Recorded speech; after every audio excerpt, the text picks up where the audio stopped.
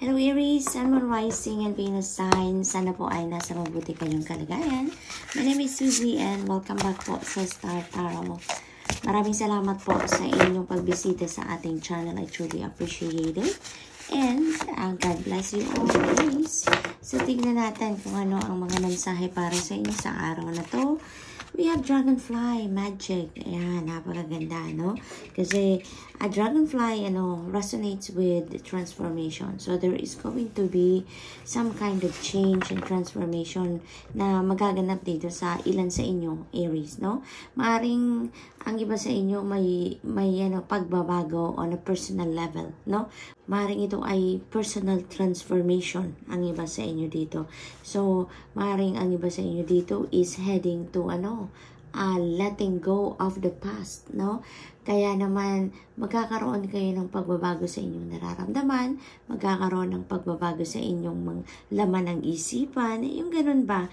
Kasi maaring parang gigisingin nyo na yung sarili ninyo na tama na yung pag-harbor ng mga nakaraan, di ba? Pag-harbor ng mga emotional wounds, emotional baggages pa na nandyan sa damdamin ninyo or nasa isip nyo pa, di ba?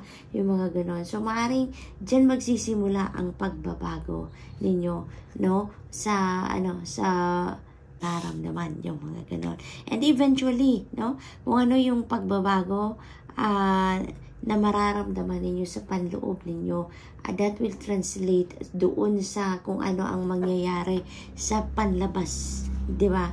Kung ano yung mangyayari doon sa outside world ninyo.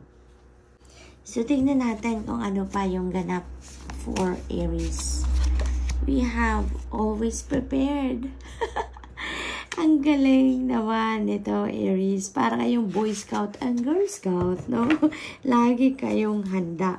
So, maaari talaga na ang iba sa inyo din dito, Aries. You are such a hard-working person, no?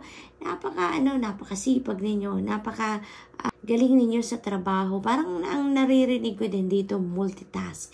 So, maaring ang karamihan sa inyo dito, Aries, you are such a multitasker, no? Napakagaling ninyo. You can do more things all at once, kumbaga. Kung ano man siguro yung mga binabalak ninyong gawin, kung ano man yung mga plano ninyo, talagang before you take action towards that plan, bago kayo magsimula na tahakin ang kung ano man ang path na gusto ninyong tahakin, on a certain endeavor, talagang handang-handa na kayo, no? Well thought of na, kumbaga, no? Bago kayo magsimulang gumawa ng mga steps para doon sa pagtupad ng kung ano man ang iyong mga gustong matupad, kung ano man yung gusto ninyong ma-accomplish, talagang pinaghahandaan nyo na yan. So, we also have adventure. Ayan, it's time for adventure, no? Para sa iba sa inyo dito, Aries. Maaring may mga bagay kayo dito na gagawin na hindi yon parte or hindi yon ang comfort zone ninyo, no? Maaring now is the time for you na susubok kayo ng ilang mga bagay dito na you've never done before, you've never been to, yung mga ganon. Parang you are on the road to evolution, no? Gusto nyo nang magsubok dito ng mga bagay na will contribute to your soul's growth. Kumbaga, handa na kayong gumawa ng mga bagay dito na yung bago naman para sa iyo. Yung parang may breath of fresh air, ika nga, no? Yung mga ganon. So, you're going to, ngayon, be bold. You're going to be bold. You're going to be wild. Yung mga ganon. Talagang you're going to try a different path siguro around this time. May mga bagay kayo na gagawin ngayon that is totally new for you, and you are going to use or take your inner strength and courage, no? Dito sa inyong mga gagawin. Susubok kayo dito ng bago. You are going to take the leap of faith sa ngayon, Aries. So, good luck, no? So, that's all I have for you for today. I hope nakatulong mga mensahe ito in some way. Thank you for watching. Love and light. Namaste.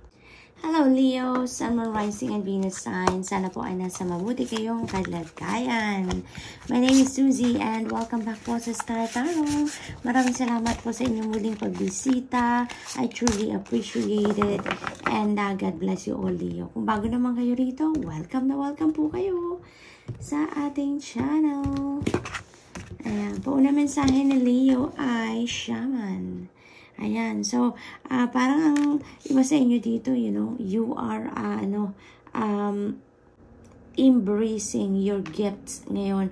Kasi ang iba sa inyo dito, Leo, maaaring you have that psychic gifts siguro na talagang sinisimulan nyo ng gawin or sinisimulan na ninyong i-hone or sinisimulan nyo ng i-embrace talaga, no? So, maaaring may mga ganon ganap. And it feels like there is also something like, mga intuitive messages siguro, signs and symbols na nare-receive ang iba sa inyo dito that is calling you, you know, to embrace your gifts dito, Leo. No? So, yun. And, kanina ko pa naririnig na may news, no? News. So, maaaring ang iba din sa inyo dito, Leo, is expecting some kind of news, no? Na maybe related dyan sa inyong gifts. Maybe may mga, information din kayo na ina-expect na ma-receive. Maaring offer of opportunity siguro ang hinihintay ninyo that is related to your gifts then dito, Leo. So that's what I'm picking up. We have fire. Ayan. So parang this is your energy, di ba? Talaga, Leo, fire energy. Yun ang aking nakikita dito sa card na to. So ano ka ngayon? Talagang pagdidesisyonan mo na ngayon or maaring pinag-iisipan mo na talaga ngayon ang pag-embrace totally sa kung ano man ang meron kang gifts ngayon, no? Maaring alam mo na kung ano talaga yung purpose mo in life, and that is to embrace your gifts, to use your gifts to serve the world, to serve the people around you, to help people around you, yung mga ganon. Kaya naman, you're going to be very passionate about it, no? Ngayon, siguro pinag-iisipan ninyong mabuti, how are you going to start? When are you going to start? How are you going to start? Maaaring ganon ang pinag-iisipan ninyo. Because you want to step into your purpose na parang handa kayo, no? Yung parang gusto ninyo na sigurado na kayo sa inyong gagawin dito. But you know what, Leo? When you are called to step into your purpose, wag kang mag-alala. Kasi, you don't have to be ready. No? When you are called, you don't have to be ready for it. Kasi, dadating at dadating ang tulong sa iyo. Dadating at dadating ang support sa iyo, and you will learn as you go along with that journey, no? Matututo ka. You will learn habang ginagawa mo na kung ano man ang gusto mong gawin. You know, help is coming in and it will come naturally. Hindi mo kailangang hanapin, hindi mo kailangang mag-extra effort. It will come, no? Kaya huwag kang mag-alala, no? If you feel like hindi ka pa ready, if you feel like marami ka pang kailangang gawin, you know, you don't have to. Kasi it will come naturally. Tutulungan ka ng divine universe, no? Kung anong kailangan mo, it will come, and mararamdaman mo na lang yan na nandiyan na lalakad ka na along that journey, and you will see, no? Dadating at dadating ang mga kailangan mo habang nandyan ka na sa journey na yan, no? And ngayon, what I'm picking up here is you're going to be bold, you're going to be fiery talaga sa puso ninyo. Talaga namang na ngayon ang drive ninyo mas mataas na ngayon. You will be more confident na talagang, yes, I'm going to embrace this gift. I'm going to start doing my purpose. I'm going to start living my purpose. Yung mga gano'n, no? So, what else for Leo? We have vibrancy. Yan, lalabas na. Yung radiance ninyo, yung vibrancy ninyo, lalabas na yan, ano? You're definitely going to step into your purpose na ngayon. Leo, that is really beautiful. Kasi, alam niyo Leo, when you start living your purpose, ay nako, sabihin ko sa inyo, walang kasing saya. No? At saka yung saya na mararamdaman ninyo, hindi lang yung happiness na sinasabi natin, but it's joy, ang lalim, no? Lalong-lalo na kung nakakatulong na tayo sa ibang tao, lalong-lalo na kung nakaka-inspire na tayo ng maraming tao. You know what? Talaga namang parang nag-i-expand ang puso natin. And with that, when we feel that pag-expand ng puso natin, mas tumataas ang ano natin, vibration natin, mas masaya tayo. And also, when our vibration goes high, no? Mas nagiging powerful tayo in manifesting what we want to manifest in life, no? Leo, kaya napakaganda yun. Parang ang daming magyayaring maganda sa buhay ninyo when you start living your purpose. And mas lalo kang magiging vibrant, mas lalo kang magiging inspirational sa mga tao, mas lalo kang magiging masaya, mas malaki ang puso mo, mas makakatulong ka ng marami sa tao, no? And it feels like yun ang ganap, yun ang sisimulan ninyong gawin around this time, Leo. So good luck. And that's all I have for you for today. I hope nakatulong ang mga mensaheng ito in some way. Thank you for watching. Love and light. Namaste. Hello Sagittarius, I'm a rising and Venus sign. Sana po ay nasa mabuti kayong kalagayan. My name is Susie and welcome back po sa Star Tarot. Kung bago naman kayo rito, welcome na welcome din po kayo sa ating channel. God bless you all, Sag. Tignan natin kung ano mga mensahe para sa inyo sa araw na ito.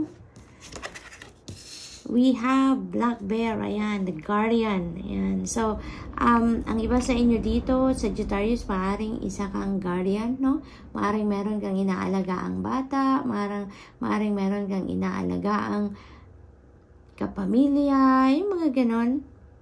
Yung talagang na-pick up ko dito, parang you are taking care of someone. Now you are taking care of someone. Mga kids, siguro dito sa Sagittarius, na maaaring hindi ninyo talaga sariling anak, no?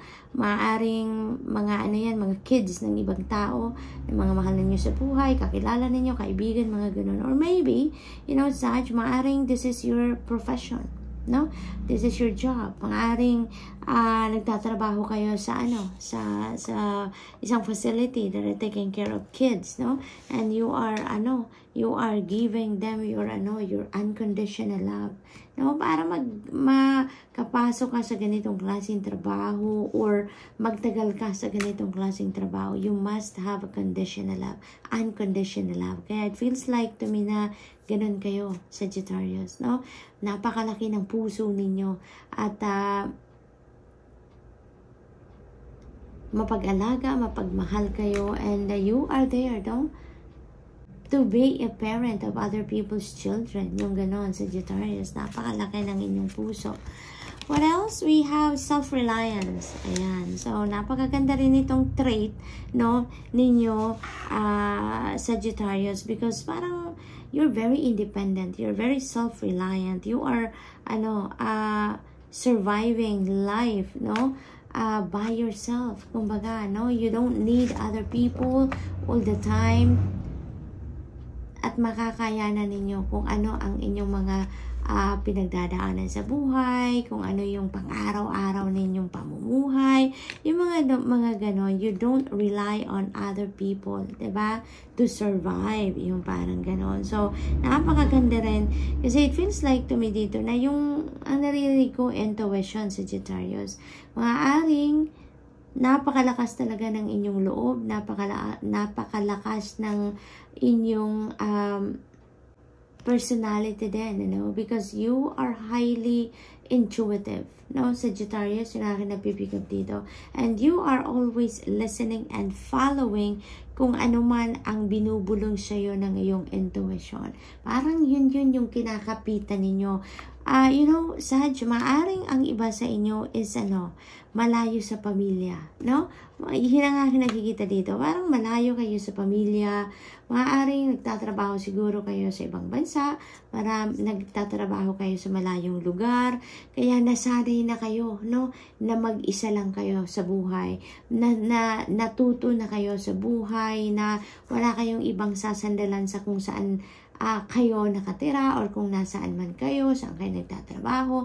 Kaya na naging resilient na kayo, no? Natuto na kayo na mag-depend lang sa sarili ninyo, sa kakayanan ninyo, and yung sandalan ninyo is your intuition, no? Yung parang ganon. So, yung nagpapalakas ng loob ninyo is yung faith ninyo, no? Yung kapit ninyo sa Panginoon, yung paniniwala ninyo sa Panginoon, and sa tatag ng inyong kalooban, no? Sa tibay ng inyong kalooban, and of course, doon sa divine guidance na pinapadala sa inyo ng divine universe through your intuition. So, parang doon kayo kumakapit, no? Kaya nakaka-survive kayo. So, what else for Sag? We have perseverance. Ayan. So, you know what? You're really going to succeed, no? Sa kung ano man ang inyong mga ginagawa sa buhay ninyo, Sagittarius. Sa trabaho, sa karir ninyo, sa negosyo, at sa kung kahit ano pa man yung mga iniisip pa ninyong gagawin, no? So, wala kayong sinusubuan dito, no? Even if you don't have, support system na malakas, no? Sa paligid ninyo, talagang nagsisikap kayo, nagtsatsaga kayo, and you are always, eye on the prize, no? Kasi, talagang kung ano yung ina-envision ninyo for yourself, Sagittarius, sinisikap ninyong marating ninyo yun. Sinisikap ninyong magawa ng paraan para makarating kayo doon, no? And parang ngayon, there is a goal, no? Na gusto ninyong ma-hit, no? Anytime soon. Parang you are climbing on the ladder of success sa ngayon, Sagittarius. And I'm telling you, Sagittarius, sa tatag ng inyong loob, sa tibay ng inyong kalooban dito, parang sa dami na din ang pinagdaanan ninyo sa buhay, kaya natuto na kayong maging self-reliant, maging confident, maging assertive, and with the, ugali ninyo na lagi kayo nagpe-persevere, no? Wala kayong ina-envision sa buhay ninyo na hindi ninyo mararating. Wala kayong pangarap na hindi ninyo mararating with this formula, no? Na meron kayo. Kaya, good luck sa inyo, Sagittarius, no? Good luck sa inyo, and you are going to be supported by the divine. Wag lang kayong sumuko, no? Wag lang kayong sumuko kahit mapagod kayo, no? Wag lang kayong sumuko. Continue to persevere sa kung ano man ang inyong balak gawin or sa mga ginagawa na ninyo sa ngayon. Because sa mga taong nagtsatsaga, sa mga taong nagsisikap, laging sinusuportahan niya ng divine universe hanggang sa marating mo ang tuktok ng tagumpay, Sag. So, good luck, and that's all I have for you for today. I hope nakatulong ang mga mensaheng ito in some way. Thank you for watching. Love and light. Namaste.